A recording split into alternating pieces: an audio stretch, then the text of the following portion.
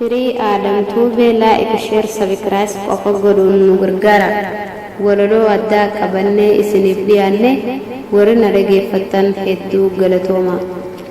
Harargee biyyatoo biyya uumamaan badhaatu jaalalaas ni qabdaa kan onnee nama waaddu. Ati seenaa qabdaa yoomuun dagatamtu.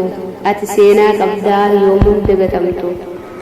Meekootu harargee biyya dammaa faananii jaalalli walii qaban kunoo sandaranii keessummaa itti dhufteef barsangaa qalanii keessummaa itti dhuftuuf barsangaa qalanii hanga yoom jiraataa Oromoo gurtee gadi bahii ilaalee qeerroo walii galtee diina hin sodaattu harka duwwaa dhaabbattee injifattee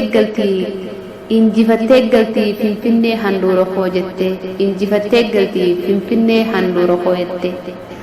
Jabaadhu qomoo koo humaan sodaatini Oromoo walii galtee kana qabsoon keeti bikkaan gayaa jirtaa itti fufiyati bikkaan gayaa jirtaa itti fufiyati.